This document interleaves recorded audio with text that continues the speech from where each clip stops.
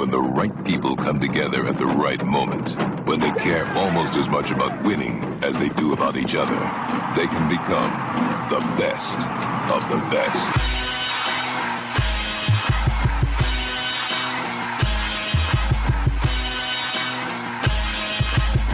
Welcome to the best soccer show, the best soccer show in the whole world.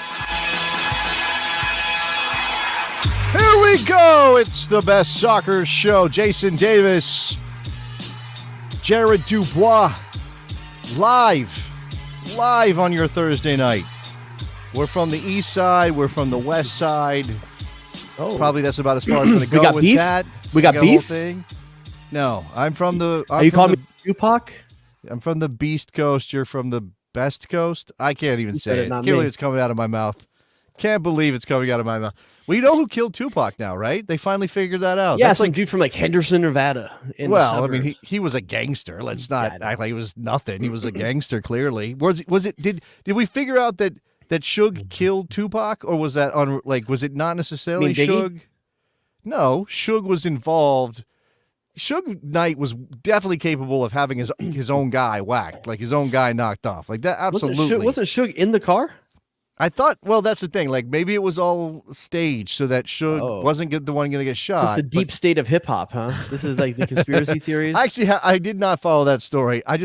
I know it was like after all these years, not that it was a letdown, but that's like one of the Next thing you enduring tell me, you're gonna tell me mysteries. Warren G and Snoop Dogg are related or something. It's one of those enduring. Well, is it? Oh, it's Warren G that's with us and Nate Dogg that we lost, right? Yeah. I got it right. Okay, yeah. Pour some out for Nate Dogg. All right, we're here on a Thursday, not to talk about '90s hip hop No. stories, but to talk about American soccer, and it's a roster show, Jared. I mean this isn't my favorite kind of show. I prefer post games, and we haven't had a chance to do those in a while. But this is up there, a good old fashioned roster show. How you A feeling? roster right now? reveal, where you get to see the cleavage of the men's national team. Yeah, I'm.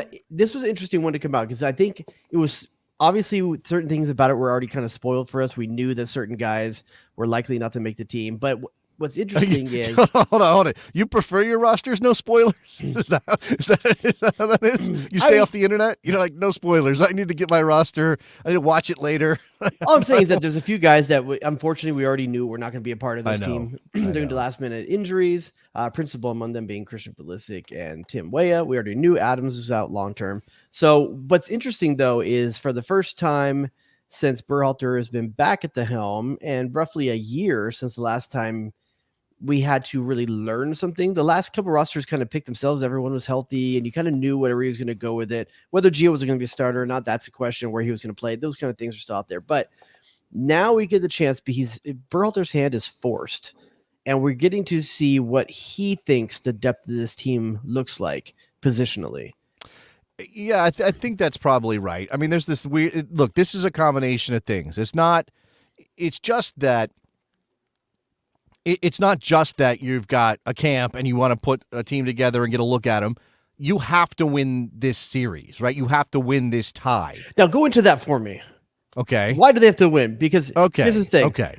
I keep seeing this, but I don't understand the relationship between these two things. So make it simple for, let's say, the listener and not me. Okay, so the Copa America 2024 is coming, right? Okay, for two things. There are two reasons. All right, the dual path situation here. The United States men's national team is two-time defending champions of the Nations League. Represent. Right? And in order to make the semifinal of the Nations League, they've got to beat Trinidad and Tobago in a quarterfinal. That's pretty straightforward, right? You understand that part, right? Yes. Okay, you got that down. I get how a singular competition works, yes. Okay, so we are on our way to try to defend our title in the Nations League, keeping that thing away from Mexico and I guess Canada, although I don't really... Amen. Amen. Canada. Canada. All right, anyway. Do they even have a coach? They have a coach. He's not their actual coach, Okay. right? It's kind of like he's just hanging out. What do you He's call in a charge. Canadian BJ? What? What? I played on BJ's last name. Wait, hold on. Wait. You didn't mean to do that, right? That wasn't, No, I honestly that wasn't did not, but intentional. He wasn't like, what's a Canadian BJ called? What do you call it? Slipping a loony? Yeah, it's yeah, they have what somebody in the chat will know his name. I can't remember. He coached Montreal for a bit. Longtime Montreal player, actually, when they were in the lower divisions, and his name is escaping me right now, but somebody will get it. So they forget Canada, forget Mexico. That's just one path. The United States trying to defend the Nations League title, get back to the semifinals, which I think are probably in Vegas again. I haven't checked that. Maple Slurp. That's actually pretty good. It's pretty good. Maple Slurpee. No, I'll just leave it for Lefty. The Nations League semifinals and finals, I believe, next March. I think they're usually supposed to be in March, but because of the pandemic and qualification for 2022, everything got pushed back. Last year we did it in June. I think next year we do it in March. Then the importance of winning this comes down to qualifying for the Copa America next year. So you have 10 South American nations, correct? Jared, Could you name there's them? roughly 10. Oh, I might be able to. You want to see? Oh, let's see. Let's see if Jared Dubois knows all 10. Do you have to pull them up, or do you know them? I might run up. I might go short, but I want to leave. I want to leave it to Brazil? mystery from Brazil. That's good. That's good. Yes, that's a good Argentina. one. That's 2. Yes. Peru. Correct. Paraguay. That's 4. Uruguay. Yes. Uruguay. That's 5. Good job. Ecuador. That's 6. Colombia. That's 7. Bolivia. That's 8. And here's my last 2. I got to think about what our last 2 Oh, are. oh, oh, I want oh. to say French Guiana. No, don't even No? go in that direction. These are 2 obvious ones you're missing. One hold is on. notorious Did I for say its Colombia? politics. You Did I said say Colombia? Colombia. Oh, You did say Colombia. Nicaragua. No, not. Did I say Ecuador? You did say Ecuador, yes. Venezuela. Venezuela, and the last one is the It's an long, island, right? skinny one. Oh, did I not say that one? No, I said Peru and Argentina, didn't you I? did say Peru. There's another long, skinny one that you're missing. John Holmes? No. If I say Arturo Vidal, do you know where I'm talking about? I didn't say it. I thought he was either Paraguay or Matias, Uruguay. sorry. I just blanked on somebody's name, but that's okay. We'll come back to that. What am I missing? Chile. You did not say Chile. Oh, I didn't say Chile. God dang it. So there are My 10 bad. South American countries. Hey, and 90%. Give me a break, huh? You can't play. It's pretty good. You can't. You got an A, I think. You can't play a tournament with 10 teams. You can, but it's complicated. The math works better if you've got how many teams, Jared? What's a better number? 16. 16. That's a good number. 16 teams in order to have a proper tournament, right? 4 groups of 4, et cetera, we go down the line. So in order to get into Copa America out of CONCACAF with those 10 South American teams already in, you've got to qualify through the Nations League. See, So I thought in the past this was invite. The Copa America did it via invite. So I believe in when did we do this last? 2014? Yeah, it was about then. 2016. 2016.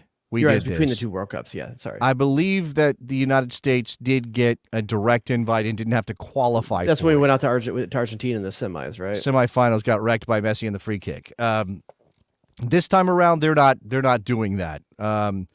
So you have, let's see, the winners will advance to the Nations League final and qualify for the 2024 Copa America. That's the quarterfinals. The losers will advance to the Copa America qualifying playoffs.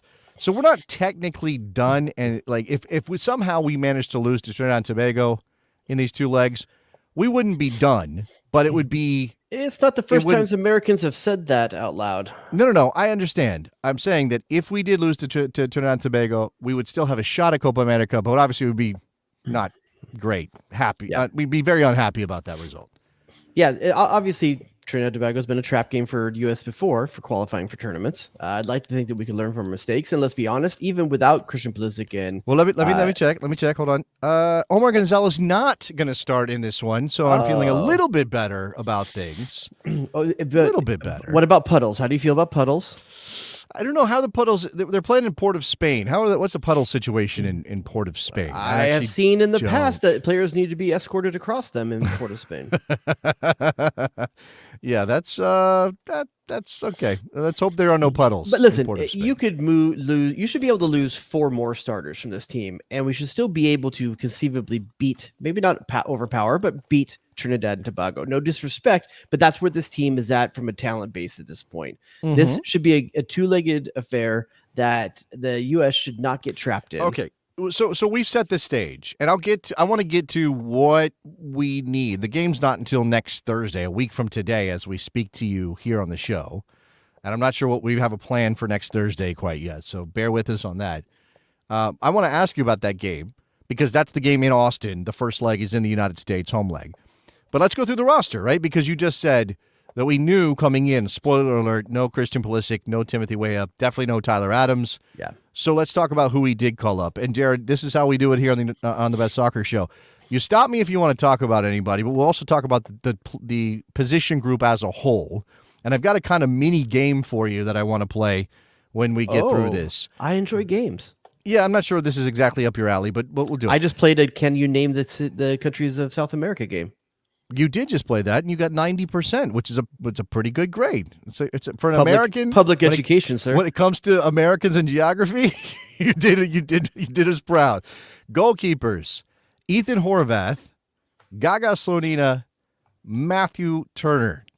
Jared, maybe thoughts? a little bit surprised. Not that I don't want to see Gaga Solina or anything like there, but Calendar came off a good season, was getting some games here. Celentano. Matt Turner looks like maybe he's lost his starting gig. He definitely has. So this is where I'm at with our goalkeepers, Jared. I think at least have to put it. starting. We are at DEFCON 1. DEFCON 1? One? I'm concerned. You're not concerned by this? Matt Turner was a fantastic goalkeeper as a reserve last year. I mean, I'm not worried. The dude is sharp. The dude is good. His confidence has taken a massive blow. He gets dropped by Forrest. Okay, makes that howler of a decision that results in a goal. He also made some good saves in that game as well. Okay, but that's the thing. Goalkeepers, You're telling me that a guy that can knock a dinger out of a professional baseball stadium is going to have confidence issues? Yeah, as a goalkeeper, because he's not hitting dingers in Austin. He's not hitting dingers in Port of Spain. He's trying to save shots. And more than that, he's trying to make decisions when and when not to come off his line, when and how to play the ball. He's always been a little dicey with the ball at his feet. He has improved. I'm not saying he hasn't improved, but he's still no joy to watch back there. And he's now got this questionable, and look, maybe it's what Steve Cooper asked him to do. Maybe it's partly down to the way Nottingham Forest play, and they don't play like that with the United States. But I'm not comfortable right now. All right, you want me to down? Okay. Go to DEFCON 2. Maybe it's a 2, Jared. Maybe I'm overreacting, but it's not. The guy's sat for what, one game so far? He's sat for one game so far. Okay, that is correct. I'm not putting any DEFCON anywhere up there right now, to be honest with you. But what if he's... But I will say that I think you have a point in the fact that I think the pendulum has swung the other way. For a number of years, the hit on Matt Turner was comfort at foot, playing the ball at the back, willing to take risks. And I think the pendulum swung the other way as he's found himself in the Premiership and then a starting gig. I saw it both with the national team and with his club team. He seems to be really willing to take some risks. And that has been. You're saying he's overconfident. Yeah, I think there's a little bit of that, like maybe you just like, oh, you don't think I can do these things? Well, I'm going to show you I can do them. And at times it's going really well. But other times when you make these decisions and you take these risks and you miss, it looks bad. Oh, it looks bad. That midfield miss was not a good look. No, it was not. All right, so, and again, there's no question that it's going to be Turner who starts both games. But I'm also not just at DEFCON 2 or DEFCON 1 because of Turner's situation. There's not a viable backup right now, Jared. Ethan Horvath plays 0 games, not even any games. And Gaga Slonina has given up like 25 goals in 11 matches, and he's a kid. I think it's good he's getting seasoning, and he's learning a lot getting blasted in Belgium. But you're never going to start the kid in a meaningful match. Where's the guy behind Matt Turner right now that you trust? To be honest with you, the most trustworthy keeper that you would bring in is either Sean Johnson. Was he injured at the end of the season? Sean Johnson? I'm just listing a couple of names. Drake Callender. And to be honest with you, is the paperwork there? Is the paperwork there for Fry? Is the paperwork there for Fry? I believe Stephen Fry is. Honestly, if I was taking a flyer on a World Cup game tomorrow or qualifier way to win tomorrow, I would think about Stephen Fry. Okay, I don't hate that. I think that's passable. I don't know that he's quite athletic as he used to be. he's aged, but he's still a competent keeper, knows what he's doing. I'm not saying that's not an insane thing to say. If you had to play a game and Matt Turner wasn't available, would you take? Okay, let's do it. Trinidad Tobago. Matt Turner somehow gets hurt in pregame warmups, or he's just not available, and I'm knocking on wood. I don't want it to happen. And obviously, you can't make a decision now based. I don't know how the roster works. You probably could call somebody up, but Stephen Fry or Ethan Horvath. Honestly, Ethan Horvath. I'm being a little bit I'm probably overplaying it a little bit. I think Ethan Horvath has performed with this team at moments when he's been called in. He's used to being a backup. He's used to being called in if that was the needed thing. And he actually has experience with many of the players in this back line. I think bringing Fry in, while if it was a break glass in case of emergency move, I would get it. I still think Ethan Horvath going into this game from a realistic standpoint is fine, just not ideal. I guess that's the top. I was trying to think about that today. I guess that's the top guy, the top American guy or American eligible guy in Major League Soccer, because it used to be that we had Friedel and Keller, and we had Guzan. Am I frozen? Yeah, a little bit right now. I'm not sure what's happening with me. We had Guzan. He was in Europe, so that's not. I'm talking about guys that. So at a time when we had a bunch of guys in Europe, Hahnemann. Even if we didn't have those guys, like if something fell apart, if let's say we didn't have those guys, we would still have Nick Romando. We would still have Matt Reese. We would still have Joe Cannon. We would still have. I'm running out of. I mean, there's more names I'm missing there. In terms of that, so I think you've got many of the main ones, and I think MLS right now has probably more foreign keepers than they've had in the past, and I also think that there's not as many high profile, big name American keepers on the up right now, which I think is one of the reasons why Calendar got so much run, is that there's not a lot of them, and I'm trying to think where you would go from here, and like what's that next. Who that next keeper is that's not a Stephen Fry that's in his late 30s, who's that other keeper in their mid 20s that maybe should make a move to Europe or something like that, Don't have it. Just don't have it. Where's our Andre Blake, where's America's Andre? Why are we not producing any Andre Blakes here? What's wrong with our youth development system that we're not able to find any Andre Blakes? Couldn't you make the case that we did kind of create him? Sure, he went to college in America. I'm just saying he's not American. All right, defenders, you ready for this? Do it. All right, Cameron Caavetes of Celtic, Serginho Dest, PSV Eindhoven, Christopher Lund, Palermo, Tim Ream of Fulham, Chris Richards, Crystal Palace, Anthony Robinson, Fulham, Miles Robinson, Atlanta United, and Joe Scally of Borussia Mönchengladbach. I find one thing here really interesting. In a team that has Miles Robinson back in it, Christopher Lund also in it. That I don't know. I guess I'm interested. It's interesting to me that we still brought two backs at both positions, given that Scally and Dest has spent so much time over there, and it seems like it's at the expense of potentially bringing another center back. I mean, you have Miles Robinson, Chris Richards, Tim Ream, Cameron Carter-Vickers. I don't know who's missing there that I would want here instead, to be honest with you. Well, that's what I'm. So there's there are.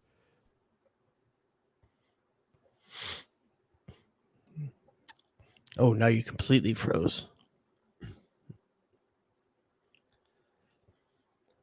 All right. Well, Jason finds out what's going on with himself there. He's probably just going to catch in at some point here as fast as he can. We'll see if he has to reconnect. We may lose the connection because he's the host of it, but if not. So what I'll say about the defense for me is for the lineup for me, obviously you have Miles Robinson on the left, and I would go Serginho Dest on the right, especially on a game where against Trinidad Tobago, where you need to create the offense. You want to take the game to them.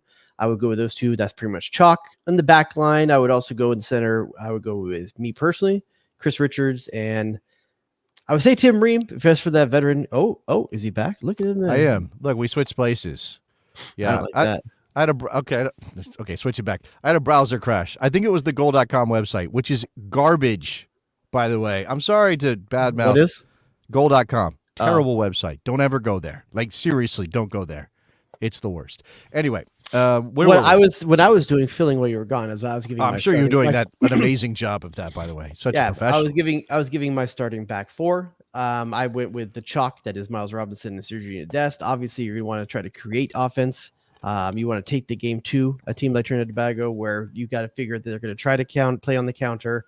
And then my center back pairing, I would probably go with Chris Richards and Tim Ream.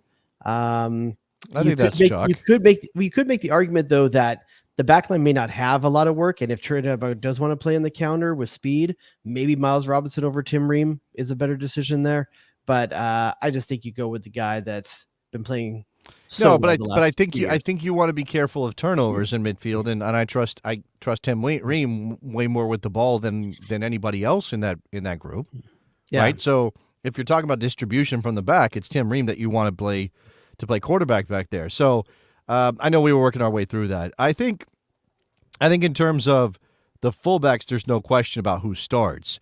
But if we're talking about the roster as a whole, Christopher Lund and Joe Scally seem to kind of locking themselves in as the 1 and 2 the top two backups at each position, right?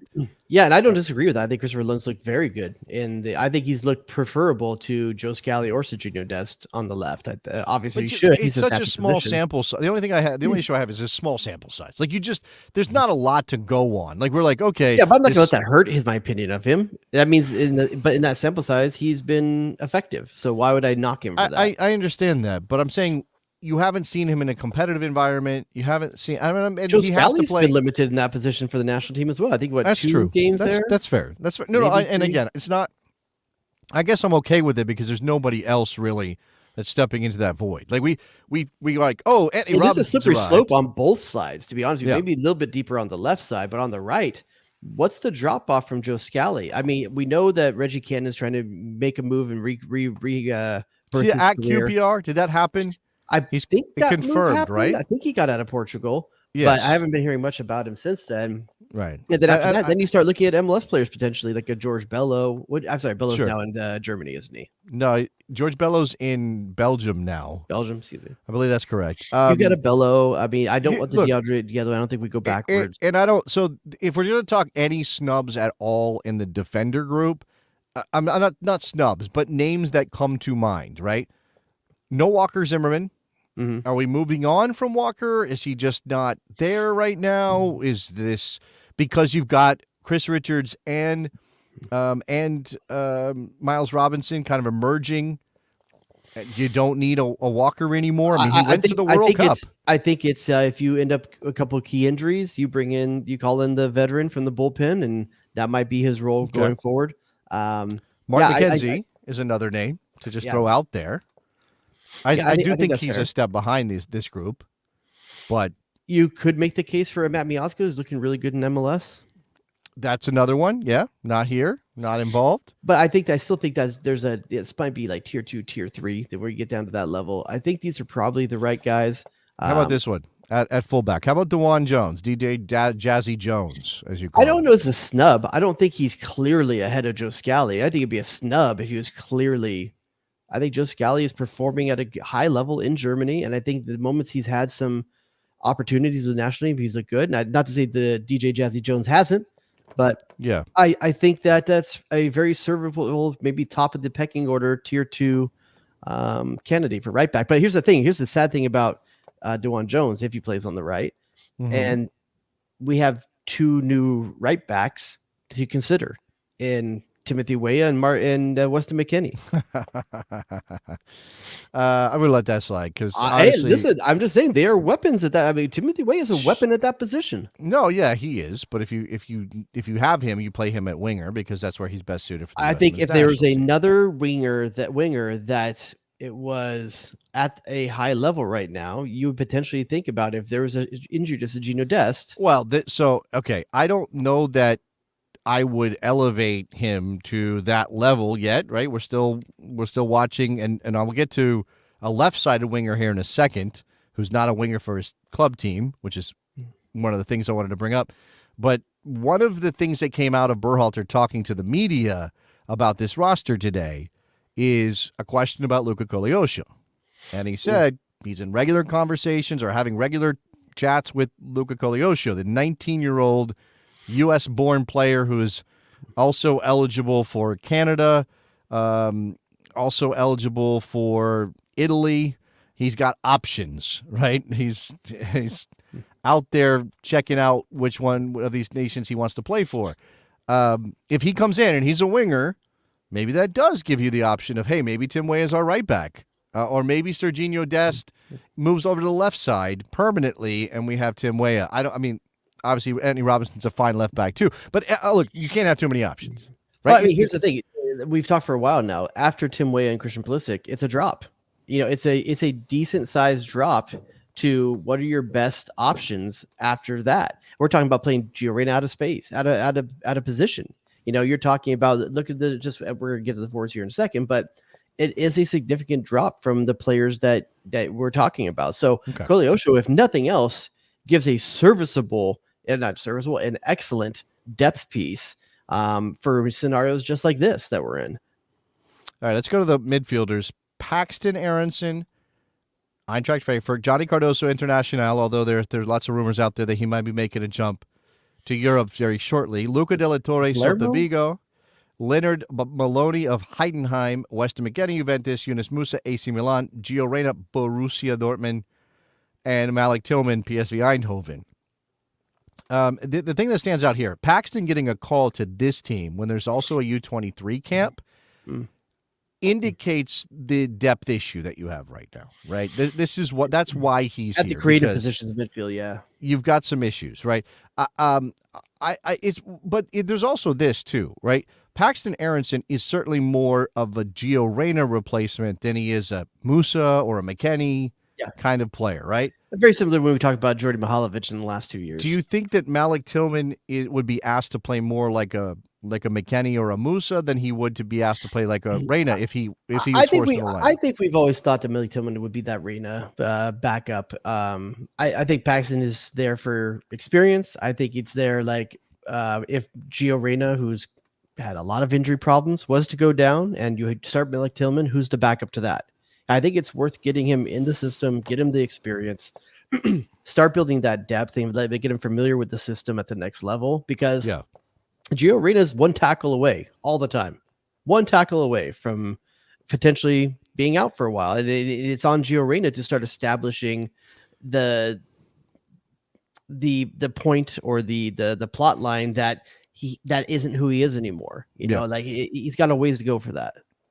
I think it's also interesting that in a team in a squad that has two out and out number sixes, obviously no Tyler Adams, he would be the starter, or we think he would. I mean, again, circumstance, who knows, but we think he would be right back in the starting lineup if 100% healthy.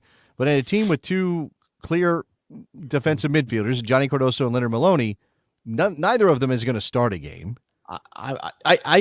Yeah, you're right. Against Trinidad Tobago, that's probably not correct. If it was a different competition, I would take Leonard Maloney myself. I'm a bigger fan. Okay, give me an example of an opponent where you would feel that you need Maloney over, say, Luca against Germany. You would play just Maloney. play. Where was Gundogan like so present? That 10 yards in front of the back four. Yeah, that's true. That is the exact scenario where you see that. And here's another reason. Even in these games, you could make the case based on the personnel that's there. And we haven't gotten to the forwards yet, but a 4-4-2 might be the option here. Honestly, I know doing this. It's not going to happen. You can talk about it if you want. But here's one of the things I wanted to say about the potential 4-4-2. That allows Gio to be far more freed up to play a true classic 10, and you play a Leonard Maloney in that, and you have Weston McKennie and Yunus Musa in there on doing the 8 work in front of the 6, and there's a lot of ability there. And even if they're going to be more central, I know in a 4-4-2, we talk about wingers, chalk on the lines, but even if they play more compact, you have Serginho Dest and Miles Robinson still able to run those channels to establish the width. Anthony Robinson. Anthony Robinson. And so, and we have seen in short spurts, I can't remember what game it was. We saw Ricardo Pepi and Florian Balogun on the field at the same time, and it didn't look bad, but it was in a very short amount of time. Okay. It's not going to happen, but okay, sure. Just throwing it out there. Let's okay. Let's move on to forwards before I ask you a couple other questions. Forwards are Brendan Aronson, Valerian Balogun, Kevin Paredes, Ricardo Pepi, and Alex Zendejas. Thin. It's thinner without Weah and Pulisic. It's certainly thinner. I would say that putting Brendan in the forward group bothers me. I'm not great with that. I don't disagree. It doesn't mean he's going to play forward just because he's listed in the group. To be honest with you, if we're talking about the left starting striker, I prefer Paredes over Brendan Aronson. Well, they're very different players. They do very different things, which I think is probably part of this, right? That Berhalter wants options in terms of the approach. Like, he doesn't want like-for-like players. He wants I got Brendan Aronson, who's all action, press. He's going to dip inside. He's going to try to combine, although I don't think he's very good at it most of the time. He's not going to dribble anybody. And then you got Kevin Paredes, who's I'm not going to call him a straight line player. I think he's a little bit more nuanced than that, but he certainly has speed, right? He's going to put pressure on whatever side of the field he's put on, which is going to be the left. He's going to create different kinds of problems, and you're mostly trying to play him into space, right? And maybe you get in behind with him, and you're trying to get Balogun back post or a central run with an early ball, like that kind of thing from Kevin Paredes. What I will say is that what thing I do like about this is that I like the idea, and some people are not going to agree with this. I like the idea of Alex Zendejas having another opportunity here to show, because when you watch him play for Club America, he's so effective and he's so good. And not just that, but what Florian Balogun is needed is early service, quick service, instinctual service. And I think Alex Zendejas is more inclined to play first-time balls, because Weah, it's get behind the defense, expose that space, and service. And that works, and that's great for us. But Tim Weah is not here. So in another way that you could try to get Balogun involved, Reyna wants to play on the first touch. Alex Zendejas wants to play on the first touch. Balogun wants to make the channel runs that are open for a first touch pass and service. I like the idea of the three of them as seeing what can happen. That being said, Alex Zendejas has continually struggled at the national team level when he's getting his opportunities. Well, so do you have enough defensive work from those guys to I mean, again, it's Trinidad Tobago. I know that's true. You expect to have a lot of the ball. That you just don't want. I mean, you can't tell them to play scared. You can't tell them to try stuff, because that's why they're there. But man, you turn the ball over in the wrong spot, even against this pretty weak TNT team, and you could be looking at the wrong kind of score. So you're saying you don't start Zendejas? I don't think that I would. And I think that, well, I don't know. I don't like any of these options, because the only other way I can see it is playing a very stable midfield, which is McKennie, Musa, and De La Torre. But that means in order to get Reyna on the field, you have to play him as a winger. Now, he won't play as a winger because he's not a winger, but he could play as your 10 with a sort of tilted field coming in from the right side. But now, you know, obviously your angles change pretty dramatically. And if he's going to drift inside in order to play Balogun those slipped-in balls, well, now, again, you've got some space there that can be attacked going the other way when the ball turns over. And one of the things that's kind of screaming here is that this would be such a good opportunity for a player like a Taylor Booth, you know, but only 4 appearances so far in Eredivisie this season. Injuries, right? Has he been hit by injuries? I don't think it's anything significant. I think it's just been enough to keep him out, if I remember correctly. Someone else can maybe remind us in the chat. But it's unfortunate, because this is the kind of opportunity like a player like Taylor Booth has been waiting for. You know, like, put my hand up in the air. I can play out wide in that area. I can create, especially when Zendejas has failed to take that mantle when he's had the opportunity. So really a missed opportunity there. And once again, it's exposing the depth issue at winger that we're talking about Zendejas and potentially Paredes or Brendan Aronson. So this is the mini game I was going to play with you. It's not really a game. It's more just a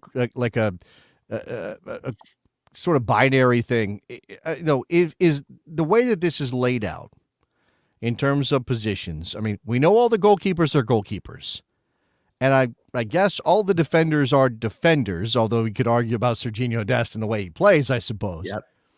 Midfielders. Is Paxton Aronson in the U.S. system? Is he a midfielder? hard to say. He's hybrid. He could play in that left-sided up front as well. He's like his brother. Well, he's not like his brother. He's different than that. But I think in that way that you could put him in a number of different spots. I would even say, this is going to sound stupid, but you could make the argument that Sergiño Dest is the next best right forward in this team, and you play Joe Scally at right back. Yeah, I suppose. Right? Yeah. I suppose, but again, so much of that is about where Dest picks up the ball, how he plays in combination with guys. They can flip. There's also a clear answer. There's a clear answer, Jason. I just don't think anyone wants to hear it.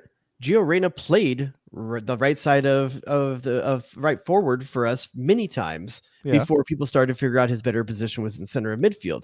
But the question then becomes, do you sacrifice this piece that has been so good over the last few games when getting an opportunity in order to fill a piece? Because you could easily bring in a midfield of Musa, McKennie, and De La Torre and be okay. Literally what I just said, or even Tillman. 3 minutes ago is what I said. The idea of, if you ask me what I do when push comes to shove, it's really tough between putting Gio in the midfield, which means sacrificing probably De La Torre, right? I think that's the sacrifice there.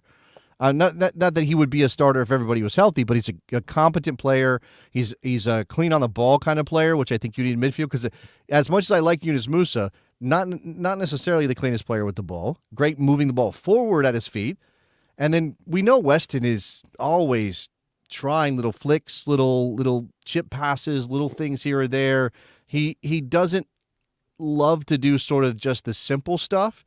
Luka's very good at the simple stuff. Yeah. So you take those guys out, and then we've seen it before, right? It has worked. I'm not saying it hasn't worked, but you're talking about a game that you, at least on Thursday of next week, that you have to score goals in. You have to look good in to get yourself set to go to Port of Spain and not have to sweat it, which means, like, do you play Gio in the middle because that's your best chance of generating goal-scoring opportunities, or do you play the solid midfield, let Gio play wide and drift in whenever he wants, and you've created a lot of space for Sergiño Dest to do whatever he wants up the right side, but then you worry about your defensive structure, right? You worry about that space that is then left there, and do you have the midfielders, without a Tyler Adams covering tons of ground, without even Luca De La Torre on the field, to do the work necessary to cover those gaps? Yeah, I think what it comes down to, and we've talked a lot of different possibilities, but I think simplicity here works. And how do you what is the best setup for the best players you have left to showcase?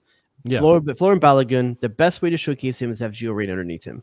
So I don't think you can touch that tandem, because all things considered, that's the one thing that works right now. And you take what you get with Zendejas on the right, you take what you get with Brendan Aronson on the left, which is going to be work rate and probably nothing special, but not being exposed. But with Brendan Aronson in the game, Weston McKennie, Yunus Musa are able to take more risks, because Brendan Aronson can cover space, and he can drop in behind when they make these runs. Like, Brendan Aronson gives you that work rate that allows those guys to take a few more risks. Even Zendejas on the other side can take a few more risks. I suppose that's true. Okay, let's talk about this game. Again, it's a week from today at Q2 Stadium in Austin. You don't have two of your best attacking players. You've got a goalkeeper who has suffered at least a demotion, if not a crisis of confidence. You've got the issues that are in the midfield because of Reyna's presence. Reyna's not playing a lot at Dortmund, so do you worry at all about his sharpness, his confidence? I know it didn't look all that bad in the window last month. What's the score line necessary for you to feel good about that performance? I think, again, with a second leg. 3-0. I think 3-0 is a performance that this team is capable of. I think it's one that lets you go down to Port-au-Prince and feel confident that Port of Spain, excuse me, not Port-au-Prince, Port of Spain. Yeah, I think it allows you to go there with knowing that you can play. You don't have to play defensive. You can open enough to not be negative, but also have a little bit of wiggle room while you're down there in case something goes wrong. So I think 3-0 for me. Okay. I think that sounds right. And if they can be fairly comfortable and win 3-0, I'll feel pretty good about their chances of seeing it out in Port of Spain, where, and this is just how it goes. This is not really specific even to the U.S. or to CONCACAF. This is just kind of how these things tend to go. The U.S., the better team, the higher ranked team, the more talented team, check, should win pretty comfortably at home. Let's say 3-0. Yeah. The second leg is going to be 1-0, 0-0. It's not going to be pretty. It's not going to be like, oh, they're just going to run all over the place in Port of Spain. Do you see a Leonard Maloney or a Johnny Cardozo in that game? Yes, absolutely. I can see that. 100% I can see that. Just muck it up in the midfield, slow him down, get a guy who I think you're guaranteed to see Brendan Aronson starting in that game as well. Interesting. All right, we'll see if that prediction holds up. Starting lineup. I mean, we've talked through a bunch of permutations here and probably have already kind of danced around one for us. I know you gave your back four because I disappeared via poor internet stuff. But what? I'd be surprised if we don't match here, to be honest with you. I think obviously Turner in the back. And Turner in the back. Back four of Dest, Richards, Ream, and Robinson. Anthony Jedi. Yeah. Yes. Midfield, I think you don't mess and you don't tinker here. You do the midfield. The good thing, the only good thing really about this team is that the midfield can pick itself if you let it. And that is McKennie, Reyna, and Musa. Okay. Yeah, that's the one that gets you goals, right? That's the one that gets you. That's the one. Okay, let's say it this way. That's the one you want to work. That's the one you really, really want to work, and not just creating opportunities to score goals. You want it to work on both sides of the ball so that, and you want to give it reps, right? You want to give it time. So when we look up and it's the Nations League finals and then obviously Copa America next year, there's no question anymore. I mean, I know Tyler might be back. Cross our fingers. I hope that's the case. Yeah. But if he's not, or even if he is, you can go, okay, we've got a potential to play this midfield that is both defensively strong, solid, and dynamic enough to create problems for teams that are playing at a much higher level than TNT, right? Because you hopefully want to be playing Argentina, Brazil, Colombia, Ecuador. You want to be playing these countries who are athletic, can move the ball around, who understand the tactics of the game at a high level, who can open you up if you're not careful, and you want these guys to have reps and understand how to play together so that that's not an issue. So I will wish that into existence. I'll go for that too. If those aren't the three in the midfield, Berhalter has something to answer after the game as to why, what the plan is. If you see any of these other guys in the starting lineup in this, he has to answer for what his thought process was. I'm not going to be mad if it's Luka in the midfield and Gio on the right wing. I'm not going to be mad about that. Because you should handle TNT at home, even with Reyna out of his best position, right? You should still be able to do it.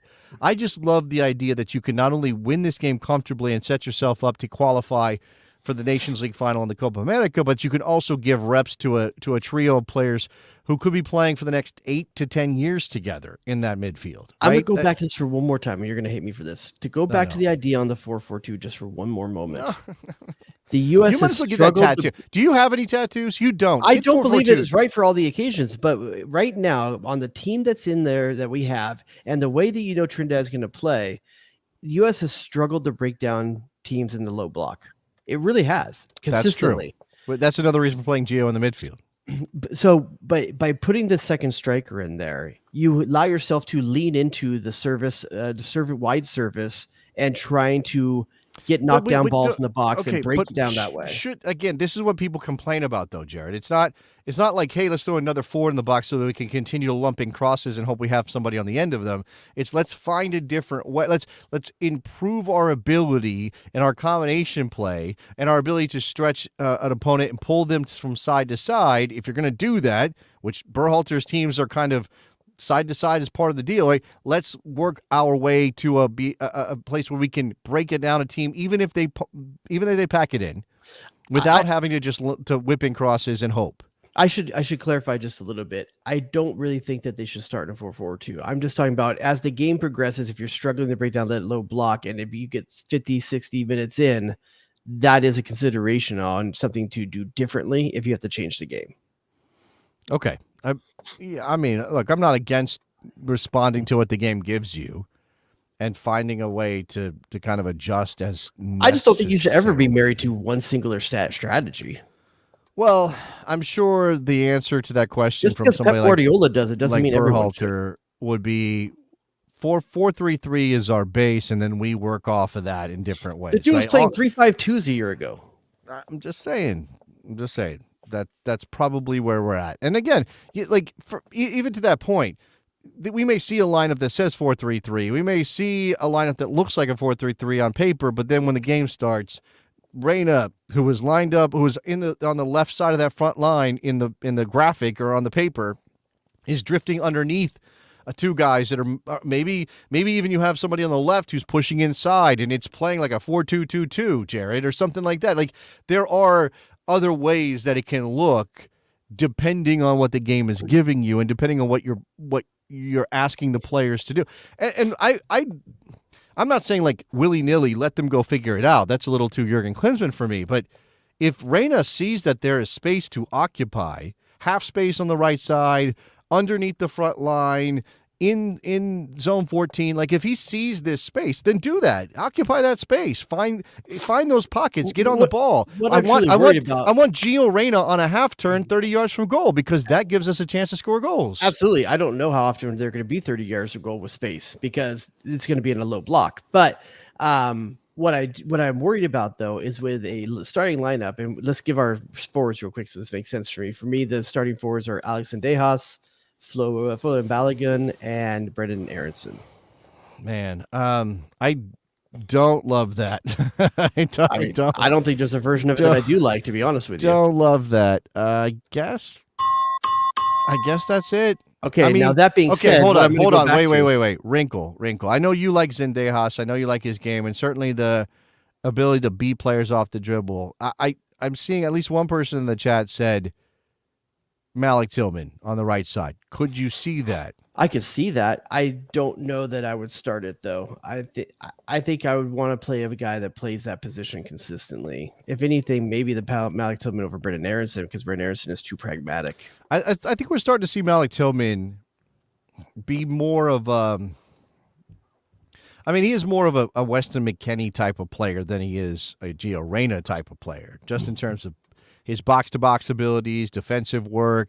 He can pick a pass. I feel the Rangers we saw the other way. I think it's just how he's being utilized. Okay, fair enough. And he's had moments. He's had moments at PSV. So go back to the point I was making before, though. One thing that worries me about Alex Zendejas and potentially Brendan Aronson forward three is that that's going to allow Trinidad Tobago to really crowd Balogun and say, dare the other players to beat them.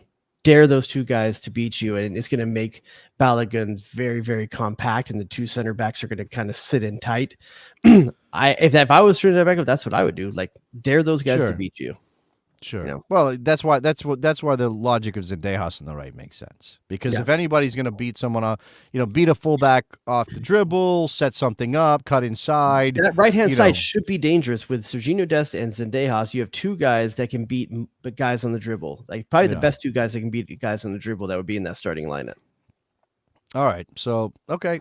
So I don't know what other work there is for us to do on this then. I mean, it's pretty straightforward, right? Trinidad Tobago is not real good right now.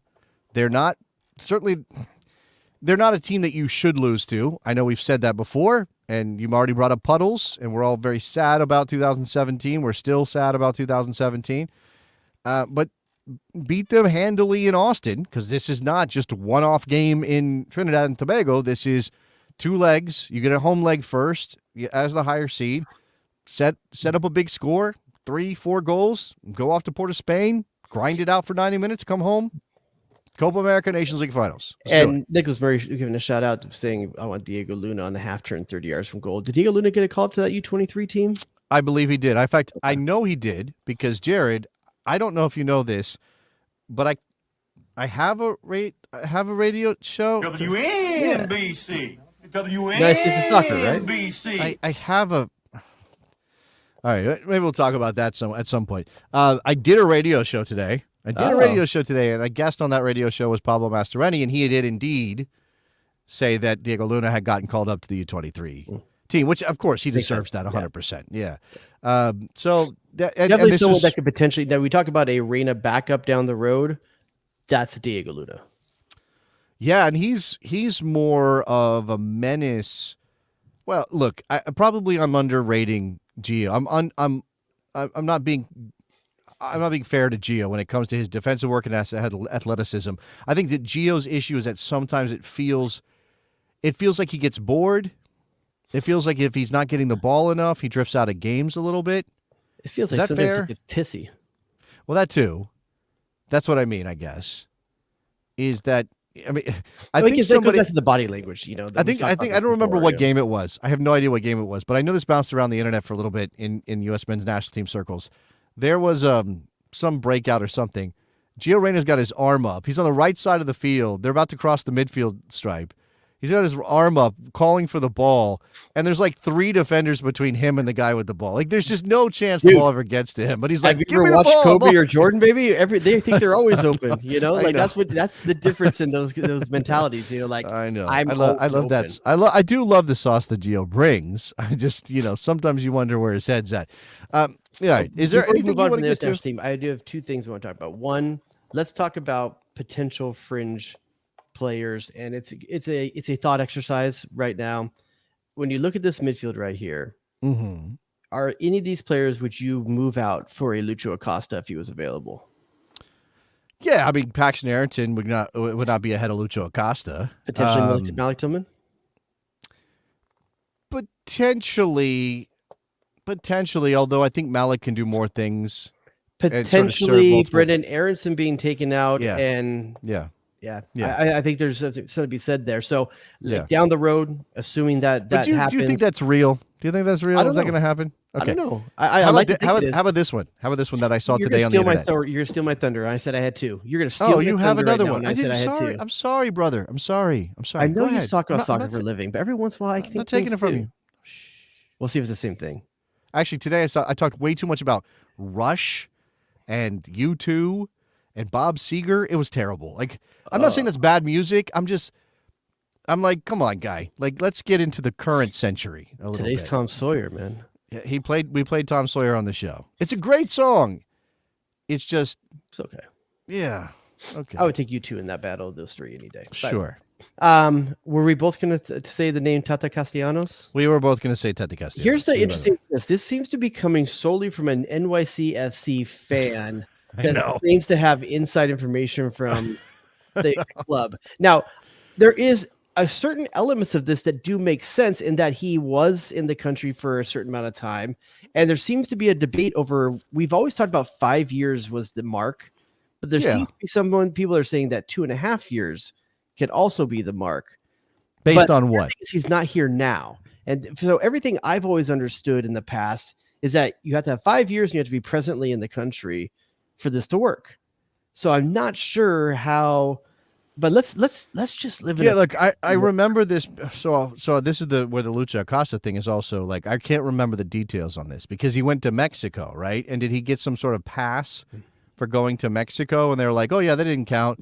You just you were in the U.S. and you 5 years and whatever. This does not work. You can't keep a residence, and it's not like tax not like purposes. You have to actually live there. I remember when Kakuta Mane. Remember Kakuta Mane? Yeah. Kakuta Mane was playing for the Vancouver Whitecaps. Yep. And he made sure that his house was on the Washington side of the border from British Columbia, so he could maintain his residence, so he could get to his citizenship, so he could be eligible for the United States. Now, Kakuta Mane never made it as a U.S. men's national team player, but I respect the hustle. Like, I respect the desire to play. Okay, so Tati Castellanos is is this Lucho or Tati?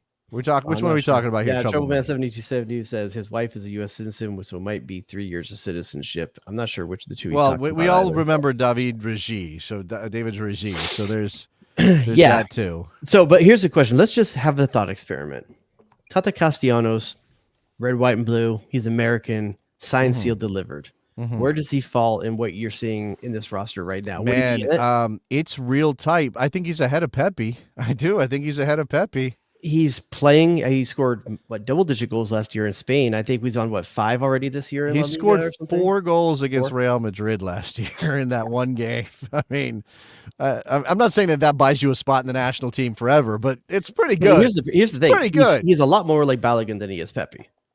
Yes, that's true. And he presses like a maniac. So if you want to press from the front, and what does Berhalter like? He likes that. So. I think Pepe's role doesn't necessarily get altered that much because he is a different type of striker. Sure, but it does take up a roster spot, right? So that's the issue. Are you going to bring 3 out-and-out center forwards? Because that's what they are. None of them are playing on the wing. None of them are moving out wide. You're playing them down the middle because that's where they play. I'm not saying the chat earlier. England took 9 strikers. No, they took 9 forwards, but those are also the wide players because that's how we play now. But that's 3 at every position.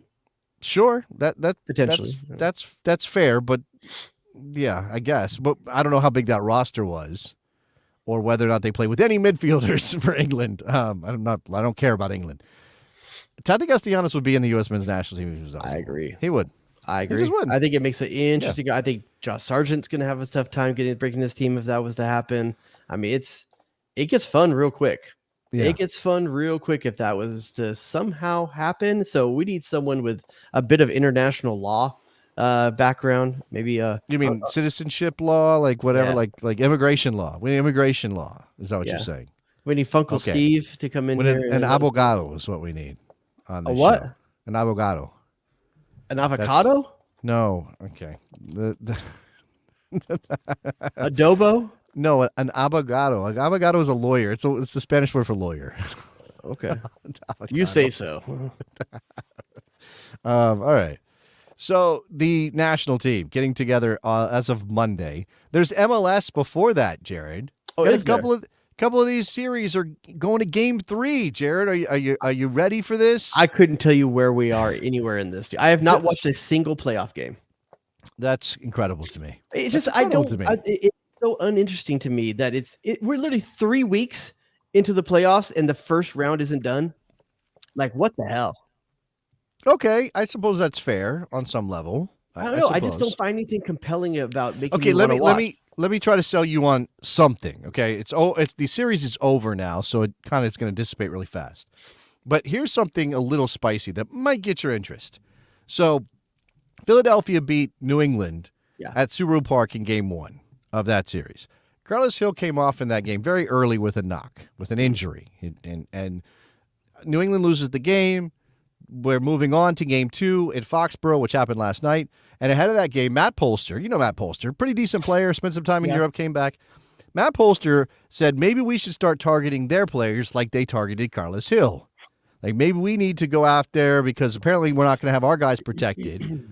Very salty, talk a little smack, calling the Union a dirty team. After the game last night, where Chris Donovan scores the only goal, Philadelphia wins, they move on, series is over. Jim Curtin goes to the media and he's like, I don't think guys who don't have any impact on the game should be talking ahead of the game. I think you should let your play on the field do the talking. And kids, listen up. I think you should let your play on the field do the talking. Don't be like players who don't really impact the game and talk smack and can't back it up. And he also mentioned he took a shot at the Red Bulls too. And I think John Tolkien, they weren't even there. I got a stray from Jim Curtin because he was like, and the Red Bulls guy too, talking smack about Cincinnati, and he didn't impact the game when the Red Bulls lost to Cincinnati. We are also not, you're mentioning one part of it, that Mark Anthony Kaye gets a controversial red card in that game too. That wasn't controversial. Controversial. What's controversial about it? You think in real time that was a stomp? Yes, 100% it was. He could have absolutely stepped over. I don't think Daniel Gazdag. 100%. Listen, oh, come on. I'll be honest with you. I think guys that think that don't play the game. I honestly think that. Now, look, the Marcus Rashford red card in the Champions League was total nonsense. That's a red card. Mark Anthony Kaye, that's a red card. I don't know, man. Look, he knows exactly what he's doing. And as soon as Gazdag's on the ground, he knows, all right, I'm going to have to lunge. At least make the effort to avoid putting your foot in the chest of the opponent who's laying on the ground. At least make the effort. He didn't look like he made the effort. His foot went straight down into Gazdag's chest. That's a red card, 100%. I think it's yellow. For what? It's It's literally the definition of the law. Right? I think it has to be of intent. No, And it does not. there's Intent has zero to do You think it with the has red card rule, the law. It has zero to do with. There's no intent in the law. Nobody said. No point does it say if the opponent intends to hurt if the player intends to hurt their opponent, it's a red card. Intent is not part of it. So you're If telling you me that it's totally okay for a defender to make any kind of movement on the ground that they want, and then the offensive player always has to avoid it.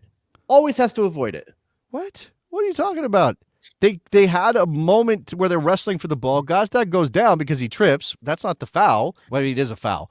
But as he's going for the ball, Mark-Anthony Kaye, first of all, okay, if you want to talk about intent, Mark-Anthony Kaye has done this shit before. Not and he gonna will disagree. do it again.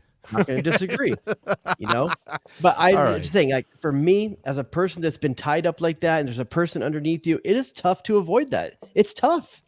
Right. It's easy when you watch it on replay, man. It's easy, but Okay, I find it. this I isn't find it Rico interesting. Clark back in the day, okay? Like, No, I find it interesting that we're disagreeing on this one because I thought that was 100% a red card. Where again, I don't know if you saw the Marcus Rashford red card.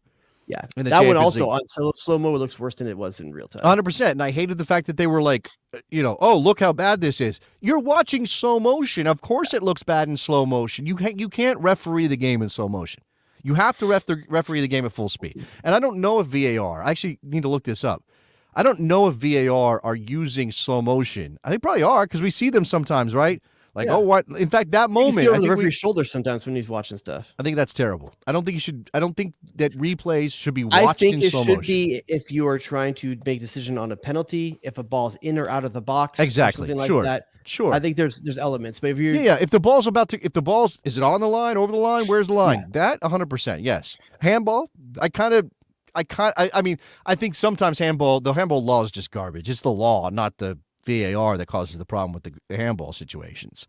But if I'm 3 feet from somebody who heads the ball at 100 miles an hour and my hand is like right here, and that's a handball, it's a penalty. I hate that, but I get it by the letter of the law. You should call it that way.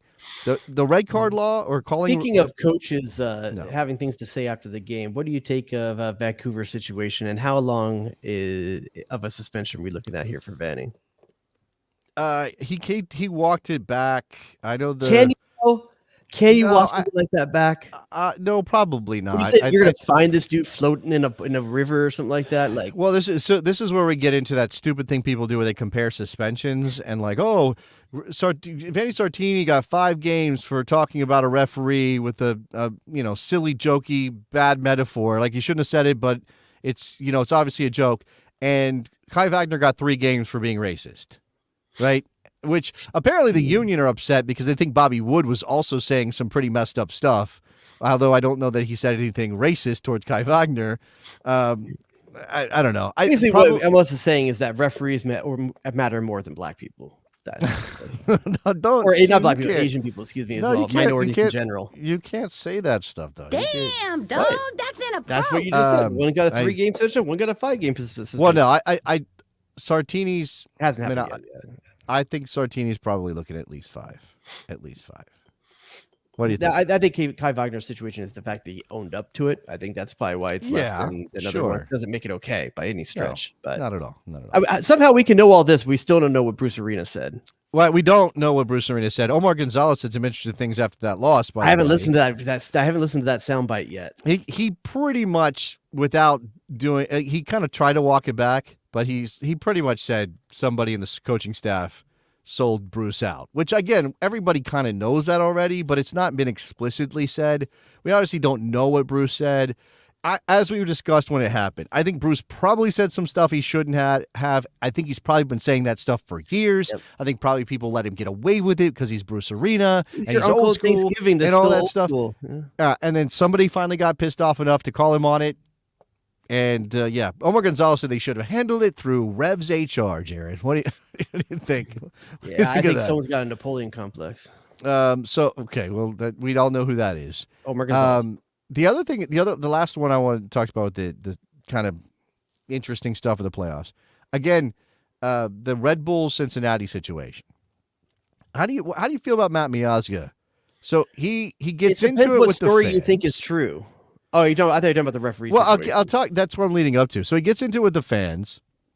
he starts kind of doing gestures that maybe he shouldn't do after Cincinnati wins that shootout. He gets a yellow card. I ain't mad at that. He gets a yellow card, which means he's suspended for the next game of the playoffs. So Cincinnati goes into the next round, and so it's a knockout situation. And so he's suspended for that game because of the yellow card.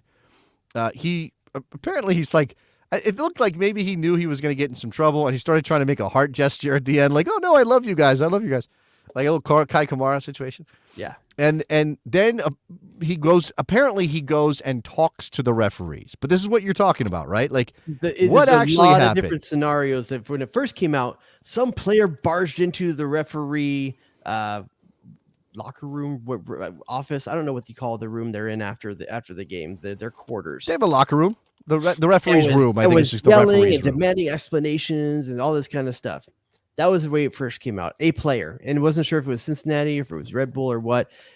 And Nicky Soup and Salad was defending his boy left and right, saying like don't make assumptions. But people are like, well, it's based off past history. And then it comes out that it was more of, hey, he talked to him through the door, and the comms director for Cincinnati kind of pulled him away, and it was more of a discussion through the doorway than a barging in kind of thing. I think if he is actually entering the room in an area that is supposed to be for the referees, that's a problem and should have something tied to it. If the door's open as he walks by and he's like, yo, way to mess it up. So we're going to have to get really in the weeds. If he barges in the room, bad. Yep. Can't do it.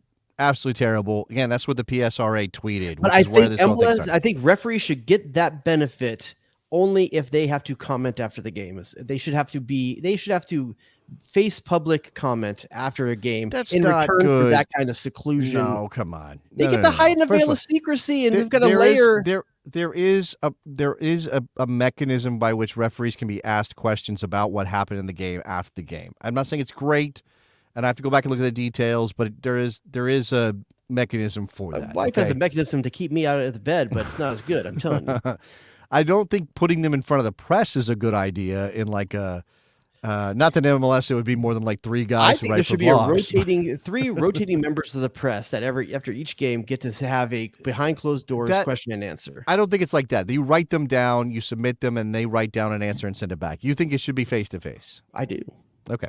But so coming back to Miazga, sort of regardless of that process, if Miazga barges into the referee's locker room, that's bad, and he's going to get suspended for multiple games. Yeah. I don't know how many, maybe 5, Vinny Sartini style, something like that. If he walked by the room and leaned his head in and yelled at a referee or said something to a referee, I think that's still pretty bad. There's still an intimidation factor there. There's still a safety thing. It's not the same as barging into the room, but it's still not great. If he opened a door and just leaned in, even that's kind of like, I'm trying to get away with something, you know? Yeah. So it depends. I mean, do you think he's playing the next game for Cincinnati? No, absolutely not. He's already suspended because of the yellow card. Whether he plays at all again in the playoffs for Cincinnati is the question. How many games are the next round? 8? The next round is 1 game at the higher seeds. That's consistent. Stadium. That makes sense. Yeah, it does, right? We go from best of 3 to a knockout style. No, we went from best of 1 to best of 3. Well, we went best of 1. We went from wild card to best of 3 to wild. What's MLS now? Half a game? No, is it like a flip coin casino war? What do we got? Yeah, something like that. I'm looking at let me look at the bracket right now just to give you MLS's website. It won't load on mine, man. Like I don't know why. Day. Like whatever they're using from, I don't know if it's Flash or Java or whatever they're using, like half the time the ticker doesn't work for me. The bracket wasn't working for me earlier. Yeah. I don't understand. I'm running a very good high level system and I can't get this in multiple browsers. Yeah, there's something going on there. Okay, so Cincinnati now will face Philadelphia. That is confirmed by virtue of Philly winning last night. So I think it's bad, to say the least, that Cincinnati will not have Matt Miazga against Philadelphia. And I believe they have other issues at center back with injuries and everything else. So this is not good. That's the fun matchup, though. That's the fun matchup. I know it's the only one we know right now. But even if you look at any of the other combinations, I don't think any of them are near as fun. Maybe LAFC Seattle, but I don't think that has the teeth it once did. We're gonna get Orlando and one of Columbus, Atlanta, and I'm telling you that's gonna be fun. No matter who comes out of Columbus, Philadelphia, Atlanta. though, when you have all nothing's gonna match up with because there's the management, like structure of both, and like the fact that two of the management came from Philly. You know, I got that. So we know that Sporting is going to be going to either Houston or RSL. We know that. By the way, I called it St. Louis. I told you it was not going to happen. All right, good for you. Hey, Nick was supposed to come on here at some point, and we were supposed to review our predictions before. Hey, Nick, you may have quit, but you need to come back and come good on your. we didn't get him back if Cincinnati wins, though. We should get him drunk if Cincinnati wins. Nick has been on fire in the Slack, though. Yes, he has. My man's been all in. He doesn't have any responsibilities. He's defending Cincinnati left and right. He's just a guy. He's just one of the besties. He doesn't have to worry about getting on here and setting up phones and everything. He doesn't have to worry about HR. All right. Any other business, Mr. Dubois? Any other notes? That is all right now, guys. Obviously, we'll figure out what our situation is for next Thursday. The game is obviously going to. What time is that game? That's an important factor in all of this. That's someone who professionally talks about soccer, what they should know, not me. Oh, right off the top of my head, it's a 9 p.m. Eastern time kickoff, which would mean if we did a bonus, or post game rather, 11 Eastern, 8 Pacific. Mr. Dubois, could you commit to that? Oh, it's not hard for me to commit to 8 o'clock show. Can you commit to an 11 o'clock show? Well, you're not getting up early anymore. I'm still getting up early. I have a 2-year-old who goes to daycare. I have a 15-year-old who goes to school. Is WNBC going to call you for service that night? Yeah, that's a good question. I have not heard. I doubt it because I'm on the afternoon show, and they probably don't want to roll me into the. Does the W in WNBC stand for Winalda? Maybe. Oh, maybe okay. It does. Just wondering. Yeah. I don't know. I still think DTF is a better name for a show than WTF. It is pretty good. I'm not going to lie. Pretty good name. You know what? I'm saying this on the main show, and maybe this will get back to him. He had no idea. Did not know. What DTF meant? Had no idea. That's a generational thing, though, dude. We're barely old enough, young enough to know what it means. I guess that's true. We're just on the edge. But how did you define it for him on the air? You couldn't even say the word. Oh no, I told him I couldn't. He was like, I don't know what he said. He said something like DTF was this, and I was like, no, that's not what it is, Aaron. Is that a pesticide, son? No, yeah, he did. He said it sounds like an STD. He's like, oh, you have DTF, and I was like, no, Eric, I got a case of the DTF. That's not what it is.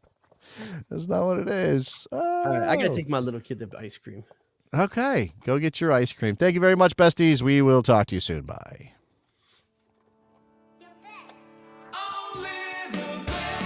Calm down, Greg. It's soccer. It's soccer. Get to the chopper! The Sausage King of Chicago. The horror show. Go to DEF CON 2.